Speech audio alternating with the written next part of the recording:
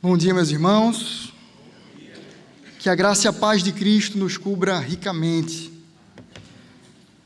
Hoje nós estamos diante dos dois sacramentos, sim, o batismo e a ceia do Senhor.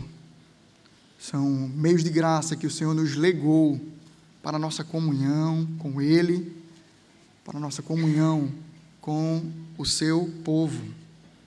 Gostaria de também saudar aqueles que nos assistem pela internet, estão com alguma dificuldade de estar no culto. Que o Senhor te abençoe aí onde você está, que o Senhor te dê graça e paz, mas que também o Senhor te traga a uma igreja, para que você possa adorar no culto local, dominical, para que você possa ter irmãos a quem você se emociona a receber pelo batismo, pela profissão de fé, para que você possa ceiar juntamente com pessoas que foram compradas pelo mesmo sangue que também circula nos umbrais do teu coração e te faz povo de Deus. Sem mais delongas, eu convido a igreja a abrirem suas Bíblias em 1 Coríntios, capítulo 11. A partir do versículo 17 até o 34, sei que a leitura é extensa e toma uma forma que o pastor Augusto já o fez outra vez, expondo em Gênesis, e eu vou fazer a leitura da primeira parte que nós leremos, e logo em seguida, quando forem sendo tratadas elas, as outras partes, nós leremos antes e entraremos no assunto. Então, 1 Coríntios 17 a 34, essa primeira oportunidade, vamos ler do 17 ao 22. 1 Coríntios, capítulo 11, versículos 17 ao agora 22. Diz assim a palavra do Senhor: Mas nisto que agora prescrevo, não posso elogiá-los, porque vocês se reúnem não para melhor, e sim para pior. Porque, antes de tudo, eu estou informado de que, quando se reúnem na igreja, existem divisões entre vocês. E eu, em parte, acredito que isso é verdade. E é até necessário que haja partidos entre vocês, para que também os aprovados se tornem conhecidos entre vocês. Quando, pois, se reúnem no mesmo lugar, não é a ceia do Senhor que vocês comem. Porque, quando comem, cada um toma antecipadamente a sua própria ceia, e enquanto um fica com fome, outro fica embriagado. Será que vocês não têm casas onde podem comer e beber? Ou menosprezam a igreja de Deus e envergonham os que nada têm? Que posso dizer a vocês? Devo elogiá-los? Nisto, certamente, não posso elogiá-los. Vamos orar? Santo e eterno Deus, estamos diante da Tua santa convocação, unidos aqui para celebrar culto ao Senhor, para que seja agradável ao Senhor o culto que o Senhor nos chamou a prestar a Ti. Nos colocamos aqui como igreja local, nos colocamos aqui na comunidade dos santos, disponíveis a Te ouvir pela palavra, a termos relacionamento contigo, diante de um culto que é dialogal. Estamos diante da Tua presença espiritual entre nós, fazendo de nós o Teu corpo. Isso nos enche de alegria. Isso também nos enche de um senso de justiça que é Teu, de santidade que é Teu, a qual ninguém verá o Senhor. E por isso a nossa preocupação em estarmos santos diante de Ti, ao buscarmos santificação no Teu nome. Por isso, Senhor, santifica o Teu povo através da Tua palavra. Trabalha os nossos corações para que Te louvamos e que tudo aquilo que viermos a prestar como culto aqui chegue a Ti como aroma suave e o Senhor se alegre em nós. No nome poderoso e santo de Jesus que te oramos. Amém. Meu irmão, eu acredito que você já deve ter recebido nas suas mãos um manual. Qualquer simples coisa, ela aparece com o manual, e até mesmo as mais complexas. Se você compra um carro, vem no porta-luvas o manual para você conhecê-lo. E até mesmo quando não recebe um livro externo, até as mesmas roupas que nós vestimos, vem com algum pequeno manual, quando diz, tal peça não pode ir para a máquina, tal peça deve ser enxugada de tal forma. O manual, ele serve como uma orientação daquele que produziu para que se use de forma digna, boa, aquilo em que nós estamos tendo contato, com o que nós estamos tendo contato. Quando nós, então, ao exemplo do carro, tomamos um carro, muitas vezes a gente já sabe dirigir tranquilamente. Nós não precisamos ler o manual, e não é para isso que ele está ali escrito, o manual do carro, para nos ensinar a dirigir. Mas ele nos ensina como utilizar aquele carro. Qual o óleo que vai no motor? Você vai conhecer ali. Em quanto tempo você precisa trocar o pneu? Também estará lá. Nós vemos, então, que diante do uso daquele objeto, aquele que propõe aquele objeto e faz ele existir, orienta a como executar. As Escrituras Sagradas são conhecidas como o manual da vida humana. E digo muito bem assim, não é o manual da vida do crente, é o manual da vida humana. Todo homem é devedor do Senhor de conhecer este manual e viver por ele. Nele, o Senhor nos ensina tudo quanto Ele quer para que conheçamos a Cristo e vivamos para Ele. Diante disso, diante deste manual, que existem orientações claras para tudo na nossa vida, e inclusive, no destaque de hoje, para utilizarmos da ceia do Senhor. O Senhor instrui a sua igreja, primeiro, a ter esta ceia, a ceiar este alimento, esse pão e este vinho. E Ele nos orienta, então, a como utilizá-lo. Esta é a temática que nós vemos no texto e também a temática que nós trabalharemos hoje, nesta manhã. Trabalharemos o seguinte tema: instruções quanto à ceia do Senhor. Instruções quanto à ceia do Senhor. No primeiro momento, nós vamos ver o destaque de Deus em Paulo aqui, a nos mostrar o que não é ceia do Senhor. O que é que Deus tem mostrado que não é a ceia do Senhor? Ele começa nos dizendo de que, mas nisto que agora prescrevo, não posso elogiá-los, ou na ara, não vos louvo, por isso que vocês têm experimentado.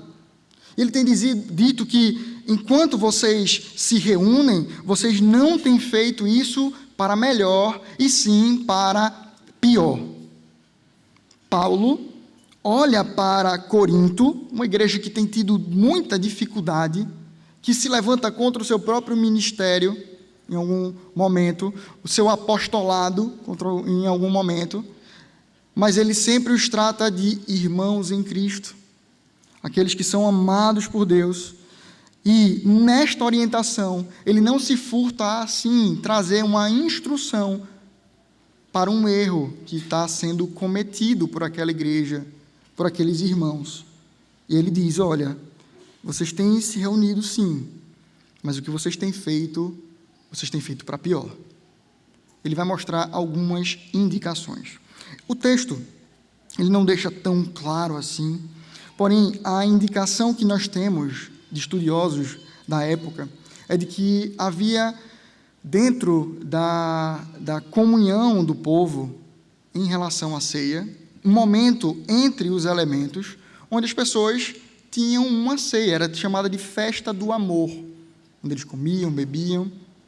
E a ideia aqui é de que isso aqui havia se tornado algo que ia de encontro a essa boa, organizada e zelosa ceia do Senhor. Eles têm observado aqui de forma errada o que Deus havia legado para eles como uso da ceia que o Senhor entregou a cada um deles. E o primeiro destaque que nós percebemos é que havia nessa igreja divisão. Deus mostra que o seu povo está dividido e que aquilo que causava divisão era tão forte, era tamanho, que Paulo faz o destaque aqui de que tem prejudicado de que isso seja considerado ceia do Senhor. A divisão na igreja tem feito com que aquilo que eles estão fazendo percam o verdadeiro valor, o verdadeiro sentido. Observar da forma que eles estavam observando a ceia do Senhor não trazia glórias a Deus e por isso não trazia bênçãos, mas como a gente vai ver no último momento, traz até maldições. O princípio claro e evidente é que Deus nos chama a uma união, uma unidade dentro da diversidade das pessoas que Ele coloca para comungar juntos. Nós somos chamados a uma comunhão, a estarmos juntos e não nos dividirmos, faccionarmos a nossa igreja. E Paulo deixa muito claro no começo de que essa igreja tem experimentado coisas ruins nesse sentido. Alguns diziam-se de Paulo, outros de Apolo, outro de Cefas, que é Pedro, e outros se diziam de Cristo. É interessante que, ao longo da carta, vamos perceber que os de Cristo não se colocam como pessoas que são realmente espirituais e no caminho certo. A ideia parece ser de que aqueles que se diziam de Cristo queriam dizer que não se submetiam a autoridade nenhuma que Deus havia colocado sobre eles. Eu não me submeto às autoridades eclesiásticas. É isso que eles queriam dizer. Quando diziam, eu não me submeto a Paulo, nem a Cefas, nem a ninguém. E aí diziam, somos de Cristo. Aqueles que são de Cristo se submetem às autoridades que Deus coloca e institui sobre elas. O que percebemos aqui são divisões atrapalhando o propósito dessa ceia. Quando nós estamos divididos, nós atentamos contra a unidade da fé que existe em Cristo, que nos torna o quê? Um só corpo dele. Nós não somos vários corpos andando aí, com várias cabeças que são a mesma, talvez. Ou não somos uma grande cabeça cheia de corpinhos embaixo. Que cena grotesca, horrível, né, de pensar. Nós somos um só corpo em Cristo Jesus, tendo somente Ele como cabeça. Por isso nós, quando estamos diante da ceia, precisamos pensar na nossa união, na nossa unidade em Cristo. E Paulo, ele traz alguns destaques até curiosos, quando ele diz, é até necessário que haja partidos entre vocês, para que também sejam validados, se tornem conhecidos aqueles que estão aprovados. O que é que Paulo está dizendo aqui? Que, apesar da divisão, de Deus não gostar da divisão, mas deixar que ela aconteça, isso o é para a nossa santificação, para que a gente possa crescer no conhecimento. Às vezes, Deus permite que alguma heresia apareça na história, algum problema aconteça no meio de nós, para que a gente possa ser santificado, para que a gente possa ser melhorado e trabalhado na palavra contra aquele tipo de desvio. É isso que Paulo está dizendo que é necessário. Deus utiliza dessas coisas também para a sua honra e glória. Mas esse não é um apontamento de fiquem em divisão. Ou promovam polêmicas aí para que a gente possa crescer mais e mais. Pelo contrário, a ideia é não se prendam a isso, mas busquem a unidade e o crescimento espiritual naquilo que o Senhor tem permitido que vocês passem. Mais para frente ele fala sobre essa divisão, quando ele diz que uns não esperam os outros. A ideia por detrás disso é de um individualismo presente naquela situação. O que passamos a entender, uma alteração de propósito. O propósito passa a ser por interesses pessoais.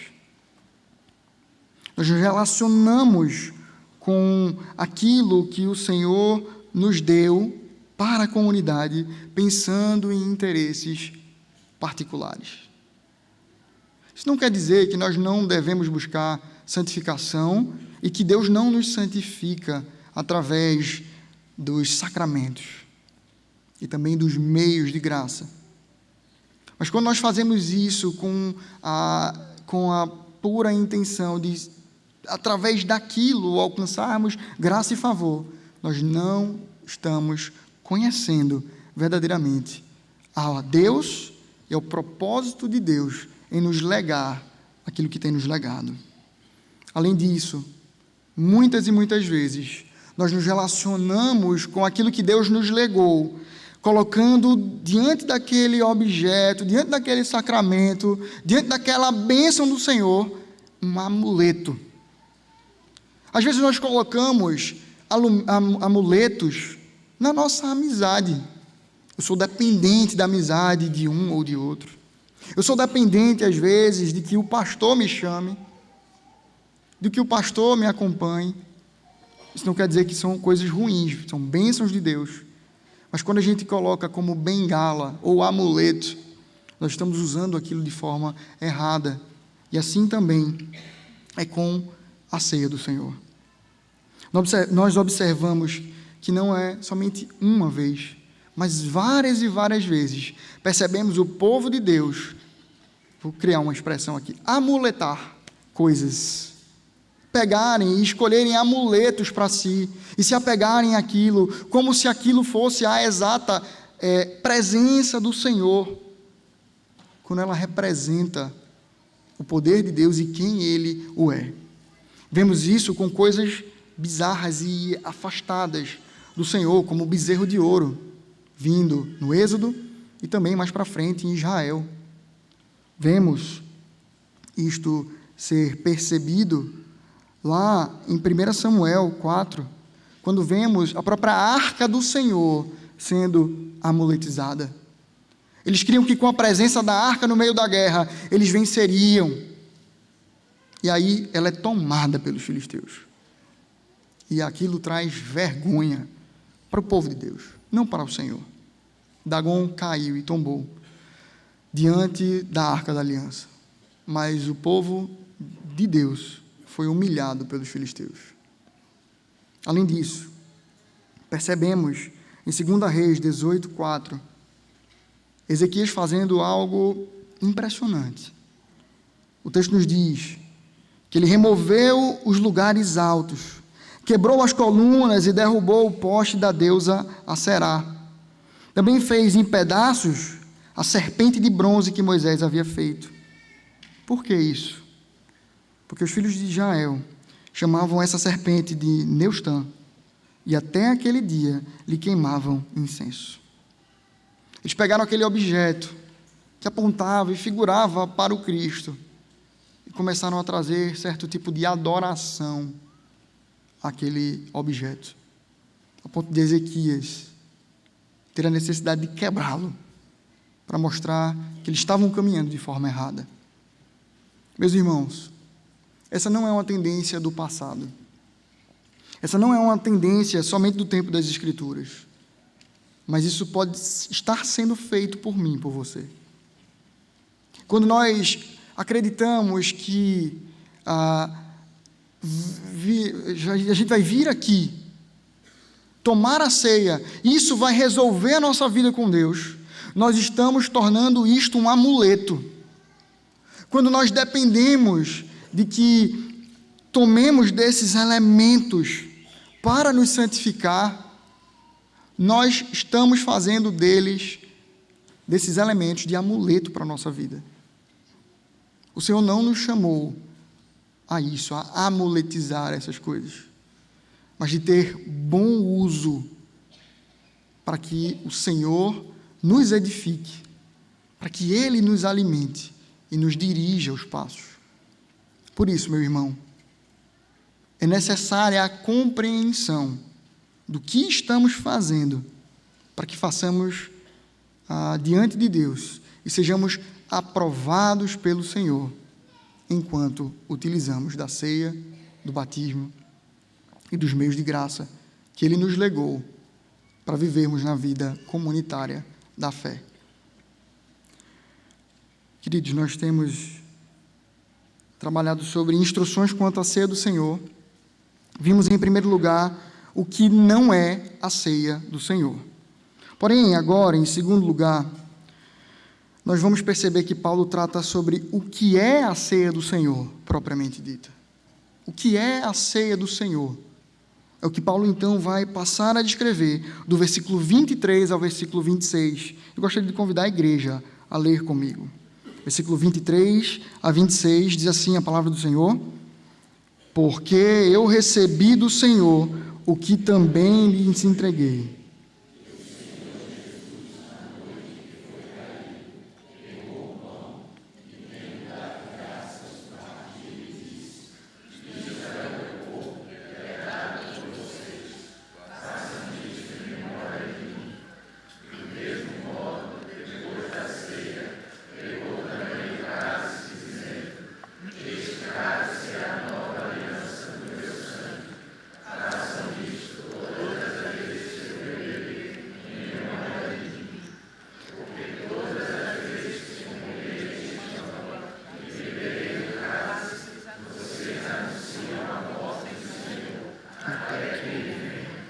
Amém.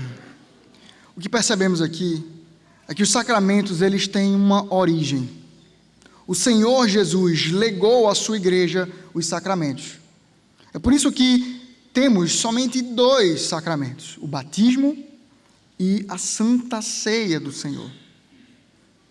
Cristo nos legou esses instrumentos de graça, meios de graça, para nos alimentar. Ele é parte da administração do pacto da graça, agora no Novo Testamento. Recebemos a ceia do Senhor, os sacramentos, exatamente nesse intuito de Deus administrar, de Deus governar, alimentar o seu povo, nesta nova aliança do sangue, citada no texto sagrado. Percebemos então que o Senhor nos direciona a participar deles. E Ele vai nos instruir quanto ao que de fato é. Eu separei 2 recortes da nossa Confissão de Fé de Westminster, que tratam a primeira sobre os sacramentos, no capítulo 27, a seção 1, e também no capítulo 29, quando ele observa a ceia do Senhor, também na sua primeira seção. E os nossos materiais de fé, símbolos de fé, nos dizem o seguinte: primeiro, dos sacramentos. Ele diz que os sacramentos são santos sinais e selos do pacto da graça, imediatamente instituídos por Deus para representar Cristo e os seus benefícios e confirmar o nosso interesse nele, bem como para fazer uma diferença visível entre os que pertencem à igreja e o resto do mundo e solenemente obrigá-los ao serviço de Deus em Cristo, segundo a sua palavra. Percebemos aqui que os sacramentos nos são dados por Deus para nos fazer divisão, mas não entre os de dentro, mas com os de fora. São elementos externos que apontam para algo que internamente acontece no coração de todo aquele que foi anteriormente selado pelo Espírito Santo de Deus. E agora também recebe estes sacramentos, como diz aqui no texto, selos do pacto da graça. Percebemos então que o Senhor nos legou os sacramentos com a finalidade de nos confirmar. E é interessante essa versão, essa palavra que traz dentro da nossa confissão, que diz solenemente obrigá-los ao serviço de Deus em Cristo, mediante a sua palavra, segundo a sua palavra. A ideia aqui é de que o Senhor traz esse compromisso, nós assumimos compromisso diante de Deus, e somos agora devedores desses compromissos. Aqueles que foram batizados e fizeram a sua pública profissão de fé, estão compromissados com o Senhor e com a sua igreja. Não tivemos hoje, se não me recordo, batismo infantil, mas os pais que trazem as suas crianças para batizar estão comprometidos diante de Deus e da sua igreja local a cuidar, a trazer as crianças, a ensiná-las. Os sacramentos nos apontam para isso, a ceia do Senhor nos aponta para isso.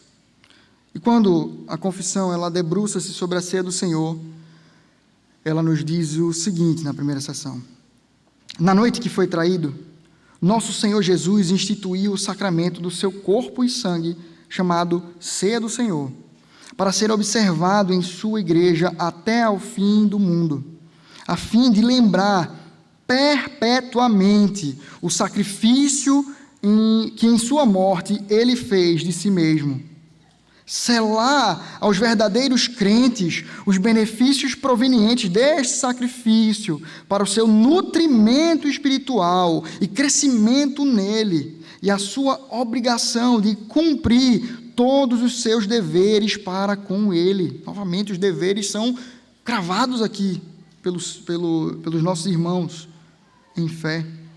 E por último ele traz, e ser um vínculo e penhor da sua comunhão com eles, a igreja, o indivíduo com ele, Cristo, e de uns com os outros, como membros do seu corpo místico. O destaque que fazemos aqui é de que Deus nos legou os sacramentos e a ceia do Senhor para o nutrimento espiritual e crescimento. Deus nos faz crescer, sim, e nos faz nutrir, sim, com esse pão e vinho. Não pela quantidade, né, meus irmãos? Sabemos que é bem pouco. Não pelos nutrientes que estão ali, no trigo, no pão ou no vinho. Os nutrientes são espirituais. É a presença de Cristo aqui no meio do seu povo, direcionando o seu povo.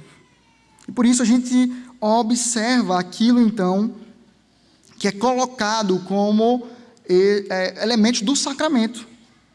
Vemos aqui no texto sagrado que o Senhor nos deixou um pão. Ele diz que o Senhor Jesus, na noite em que foi traído, pegou um pão e, tendo dado graças, o partiu e disse: isto é o meu corpo, que é dado por vocês. Façam isso em memória de mim. Do mesmo modo, depois da ceia, pegou também o cálice, dizendo: este cálice é a nova aliança no meu sangue. Façam isto todas as vezes que o beberem, em memória de mim. Deus nos deixou, sim, pão e vinho, mas é necessário entender o que eles são. A gente poderia resumir dizendo pão e vinho, e ponto. Porém, irmãos, tiveram dificuldade ao longo da história cristã de entender o que aquilo de fato o era. Alguns falavam sobre transubstanciação, a ideia de uma transformação, onde o elemento passa a ser o corpo e o outro passa a ser o sangue de Cristo. Outros irmãos entenderam sobre a consubstanciação, de que de fato havia ali o pão e que ele era como que tomado pelo corpo, e ainda sendo pão era o corpo de Cristo, e o sangue era ainda vinho, mas recebendo ali como que o sangue. E por último, ainda teve gente que pensou que era um puro memorial, que não existia nenhum benefício naquilo. E nosso irmão João Calvino, ele entende e nos lega essa doutrina, quando ele nos afirma que o pão continua sendo pão, o vinho, ele continua sendo vinho. O diferencial é a presença espiritual de Cristo no meio do seu povo, os alimentando. a partir deste ato. A diferença de tudo isso é Cristo presente no meio de nós. É Ele, espiritualmente, nos alimentando. É isso que nós devemos buscar. Existem tradições que não permitem nem que você morda o elemento, pensando que você vai estar mordendo o corpo de Cristo. Outros entendem que após ter ceado, eles precisam cavar um buraco e colocar aquele pão escondido para ninguém mais tomar daquele pão, quando não. Temos tradições que vemos aí, igrejas, talvez menores que a nossa, que após o culto, as crianças pegam um pãozinho lá embaixo, comem dele, tomam do suco de uva disponível. Se partíssemos desses pães aí bonitos que estão na nossa mesa, poderíamos comer. A consagração está neste momento. Eles voltam ao seu uso comum, sendo pão e sendo vinho. Esses são os elementos, e não há nada além do que é Cristo neles, do que Cristo neles. E diante desse elemento, ou do que é a ceia do Senhor, ela também é para nós um duplo memorial. Ela nos aponta duas coisas. Porque todas as vezes que comerem este pão e beberem o cálice, vocês anunciam a morte do Senhor. Nós observamos para o passado e lembramos que Cristo verteu o seu sangue, o seu corpo foi rasgado em nosso favor. Que Ele se entregou em nosso lugar, que Ele morreu uma morte que era nossa, para nos dar vida nele. O que Cristo fez na cruz, Ele morreu e ressuscitou, é para nós como motivo de esperança, expectativa, e é um memorial à nossa alma para nos trazer paz. Porém, além disso, nós também temos um detalhe do texto, que chega nas palavras finais. Fazemos isso, anunciando a morte do Senhor, até que Ele venha. E como o presbítero Fernando Trajano já nos anunciou aqui, Cristo está preparando morada para os seus. Ele voltará para buscar a sua igreja. E enquanto nós ceamos a ceia do Senhor, enquanto nós estamos tomando do pão e bebendo do cálice, nós anunciamos que Ele voltará e que a nossa esperança, expectativa está nele. De que nós não vivemos nesse mundo para as coisas do mundo ou plenamente para as coisas deste século, dessa existência.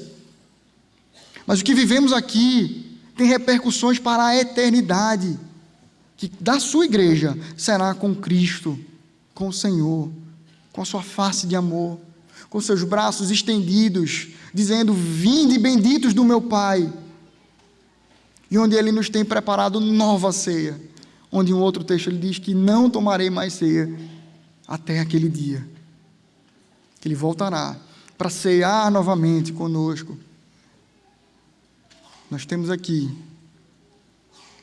a esperança cravada no passado, no que Ele o fez, a esperança cravada no futuro. Ele voltará, para que no presente essa esperança seja viva e nos impulsione a Cristo, nos impulsione a sua verdade, a sua palavra, a obediência, a santificação, a piedade, ao amor ao irmão, ao amor ao próximo, ao amor ao necessitado, ao ensino das Escrituras, à pregação da palavra, à evangelização.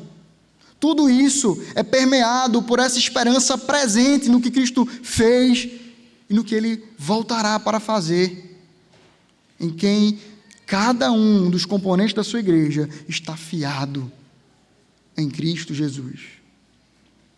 Ele que se entregou como sacrifício. Ele que veio para nos salvar. Irmãos, temos estudado sobre as orientações quanto à ceia do Senhor. Vimos em primeiro lugar o que não é a ceia do Senhor, o que não qualifica a ceia do Senhor. Vemos em segundo lugar o que de fato é a ceia do Senhor, o que qualifica a ceia do Senhor, seus apontamentos, os seus elementos, o seu duplo memorial. Porém, em terceiro e último lugar, somos chamados a observar para onde agora aponta essa ceia, aonde ela quer nos levar, onde o Senhor utiliza os sacramentos e esta ceia do Senhor como sacramento para nos conduzir. Versículo 27 a 30 trabalha essa ideia para nós. Eu gostaria de convidar novamente a igreja a ler comigo. Versículo 27 a 34, no caso, diz assim: por isso, aquele que comer o pão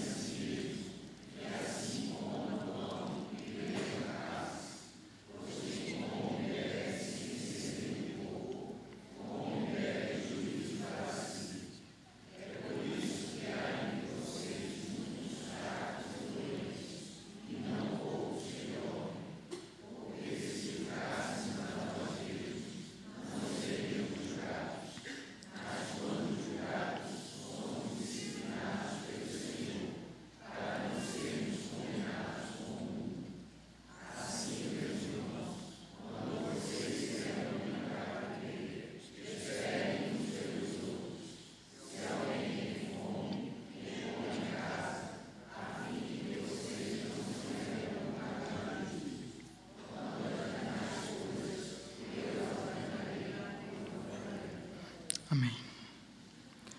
Primeira coisa que nos chama a atenção é uma maldição em relação à indignidade em tomar a ceia. Esse é um assunto seríssimo, que vai permear as próximas palavras do apóstolo. Ele diz: por isso, aquele que comer o pão ou beber o cálice do Senhor indignamente será réu do corpo. O que quer dizer com isso? Nós somos os culpados, sim, porque Cristo foi à cruz. Cristo foi à cruz para salvar a sua igreja, e nós temos culpa nisso. Porém, Ele também, de forma graciosa, assume a culpa dos seus eleitos e se entrega por cada um de nós. A ideia aqui é de que quem faz isso de forma indigna está assumindo a autoria ali, culpa diante desse sangue vertido. É considerado como réu, porque não está fazendo isso de forma digna do Senhor. É algo muito duro, uma orientação pesada que Paulo traz aqui à sua igreja, em Corinto, e para nós aqui, nesta manhã. Percebemos aqui uma indignidade sendo destacada. Essa indignidade, ela aponta para o caminho de santificação dos seus. Nós precisamos nos santificar. Nós precisamos conhecer ao Senhor e a sua Escritura, conhecer a orientação do manual quanto ao uso da sua Santa Ceia para participarmos dela. A gente não pode chegar aqui como um domingo qualquer, como um dia qualquer da semana. É por esse motivo até que ao longo da história, os ministros da palavra e dos sacramentos, juntamente com no nosso sistema, o conselho das nossas igrejas, com os presbíteros, eles resolveram afastar de todo o domingo a ceia do Senhor, para que pessoas, como vai dizer mais para frente, não comessem e bebessem juízo para si. E pessoas, como diz o texto aqui, que dormem, a ideia é que pessoas morreram, perderam as suas vidas. O Senhor pesou sua mão nesse sentido, porque estavam comendo e bebendo de forma indigna do Senhor. Vimos na orientação passada, e até algo que eu reflito bastante, de que Cristo fala que todas as vezes que comerem este pão e beberem este cálice, anunciam a morte. Em outro texto ele vai dizer que façam isso todas as vezes que se reunirem em memória de mim. E será que a gente só se reúne em memória dele no primeiro domingo do mês? Um mês de manhã, um mês à noite, e os outros não? Não, meus irmãos. Nos reunimos sim em memória dele todos os domingos. A ideia está linkada a essa indignidade, a de não compreendermos o que estamos fazendo ali. Por isso, nossos irmãos na fé afastaram a ceia dominical, e alguns adotam uma vez por mês. Há igrejas que fazem uma vez por ano, cuidando de que nós não nos acostumemos com o sagrado e usemos isso de forma indevida, leviana, e colecionemos para nós não as bênçãos do Senhor, mas as suas maldições. Tamanha é a importância dada a esse tema, a essa situação.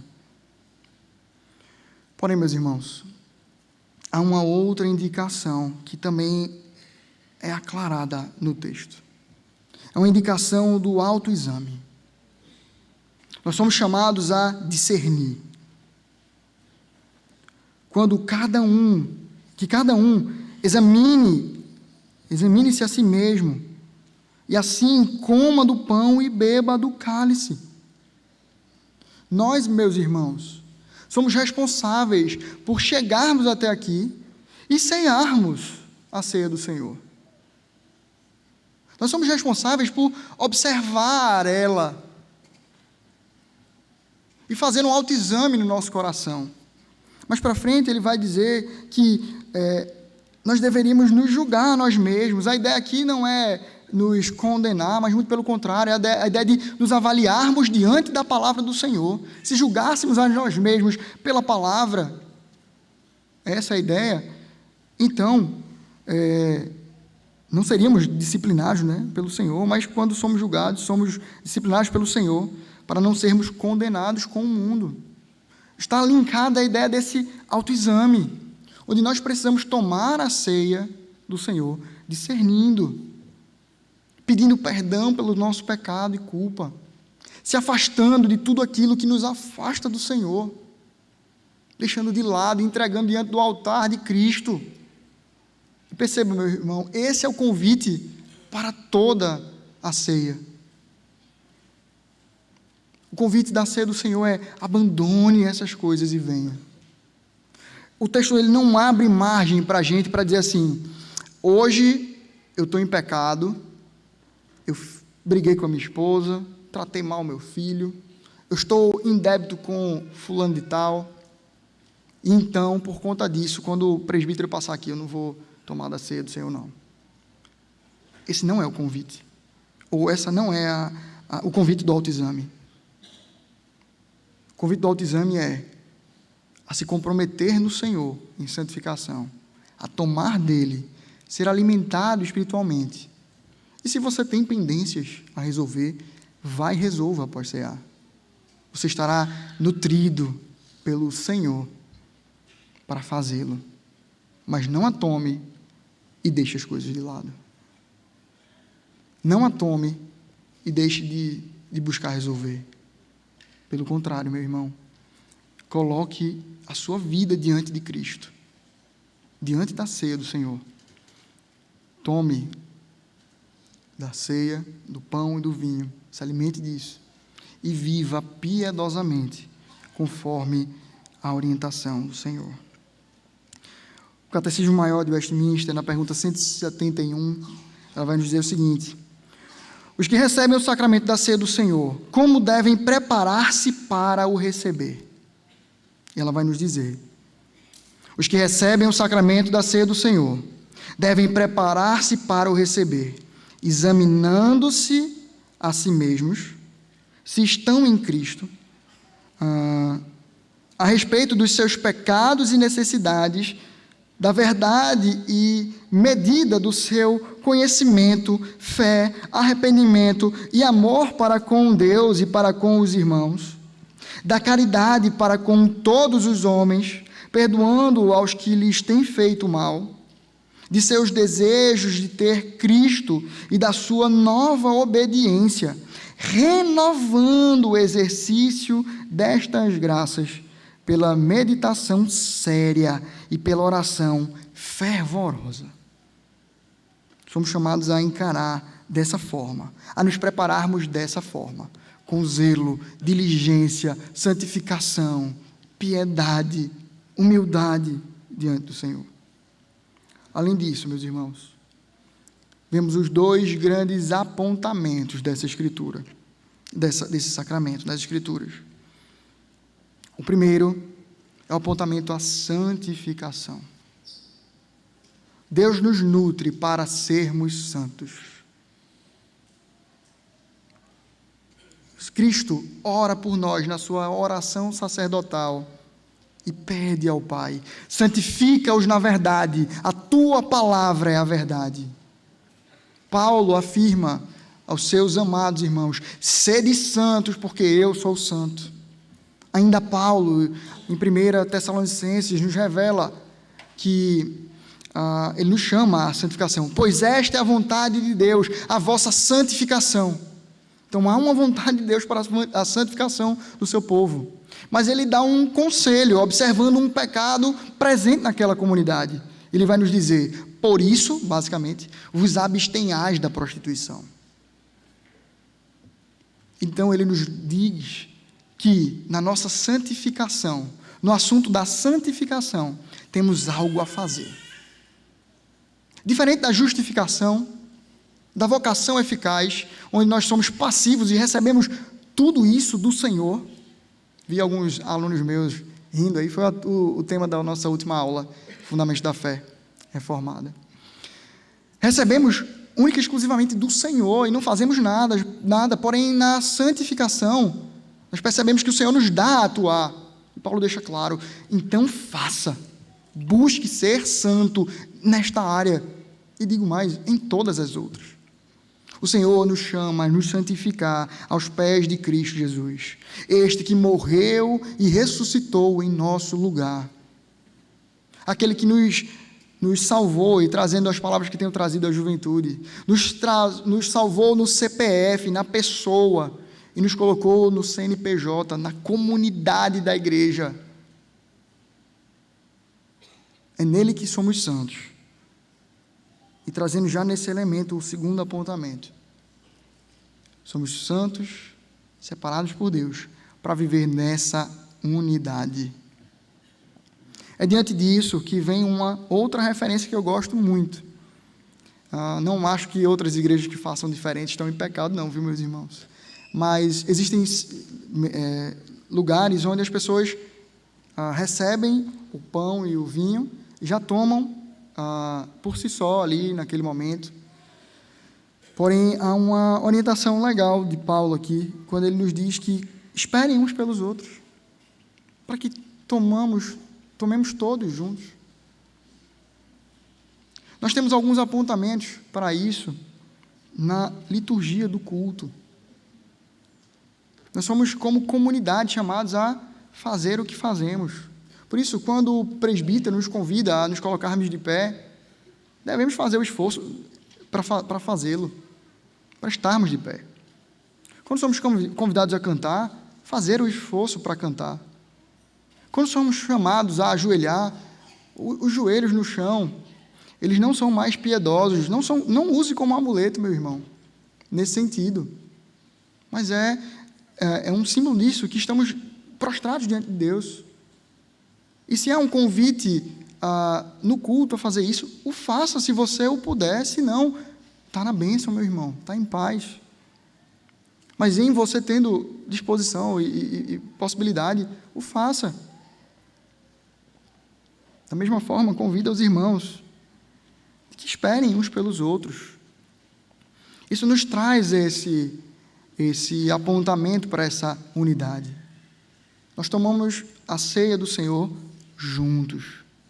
Por isso, esperemos uns aos outros nesse momento.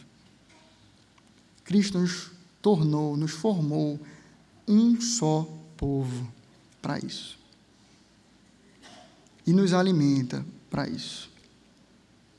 Diante dessas verdades, eu queria trazer algumas aplicações. Primeiro, as crianças e aqueles irmãos que ainda não tomam a ceia conosco.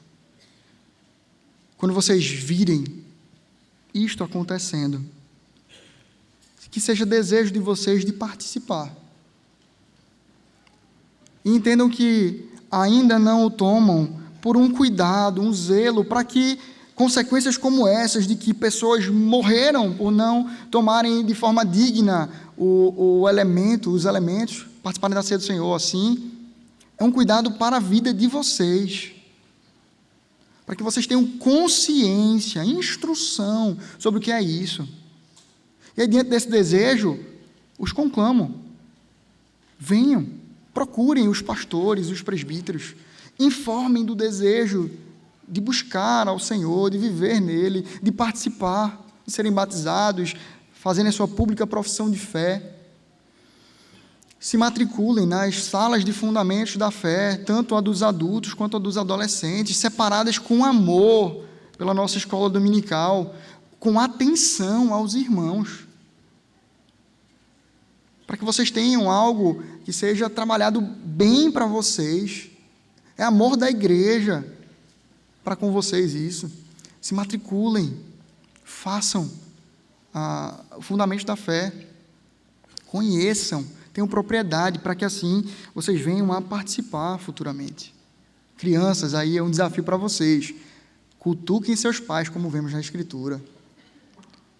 A Escritura nos diz que na Páscoa, no Antigo Testamento, é dito para que quando as crianças vissem, elas precisam estar no culto para ver aqui. É por isso que nós, nos domingos de ceia, as crianças permanecem conosco. Cutucavam seus pais, dizendo: pai, por que está comendo esse pão? O que é isso? E os pais explicarem sobre isso. E o primeiro desafio é: crianças, cutuquem seus pais, perguntem a eles. E segundo, pais, instruam-se para instruir as suas crianças.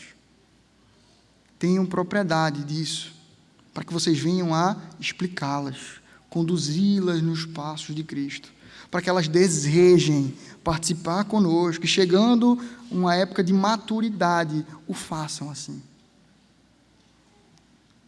Para que chegando a época de maturidade, eles façam como alguns dos nossos irmãos fizeram aqui, dizendo que agora não é pelo compromisso dos meus pais com o Senhor, mas é pelo meu compromisso com Cristo, que eu participo do batismo e da ceia.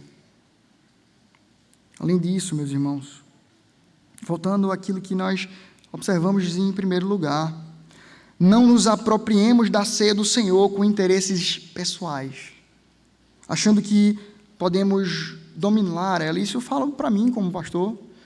A mesa não é minha, a mesa não é do pastor Lutero que nos trará a ceia do Senhor, muito menos é da primeira igreja, da IPB, mas é a mesa de Cristo. Não há quem a domine. Há sim o zelo e o cuidado dos pastores, e há sim essa possibilidade dada para que a gente venha a observar a ceia e tê-la de uma forma fracionada, cuidando da igreja. Mas a ceia não é nossa. A ceia não é de quem a ministra. A ceia é de quem ministra ela espiritualmente, Cristo Jesus, quem está presente conosco na comunhão do seu povo. Nós não somos donos dela. Porém, em segundo lugar, nesse sentido, não façamos desse sacramento um mero amuleto, achando que os elementos em si nos purificarão. Meu irmão, discirna o corpo e o sangue. Entenda o que você está fazendo. Entenda do compromisso com Cristo, da participação desse corpo místico do Senhor. E assim, coma do pão e beba do cálice para a piedade, para a santificação, abrindo mão dos pecados, abrindo mão de viver orientado pela sua própria vontade e consciência, mas aderindo-se ao Senhor, ao seu corpo, dizendo que você pertence a Ele. Cristo sim te purificará. Não é essa água, não é esse pão, nem este vinho, é Cristo. Submeta-se a Ele, enquanto você se dispõe a cear. Além disso, meus irmãos, nós somos chamados a lembrar do propósito do Senhor ao nos legar esse sacramento. Ele deseja nos alimentar de esperança nele, é nutrimento espiritual. Somos, sob essa observação do sacrifício por nós nos conduzindo à santidade e na esperança de que ele voltará para nos buscar e cearemos novamente com ele, é que nós devemos então cear. Que esse memorial esteja muito claro e evidente no coração de cada um de nós. Cristo morreu por nós e ele voltará. Morreu e ressuscitou e voltará. Lembremos, a ceia nos alimenta para a santificação. A ceia nos alimenta para a unidade em Cristo. Irmãos, sigamos o manual.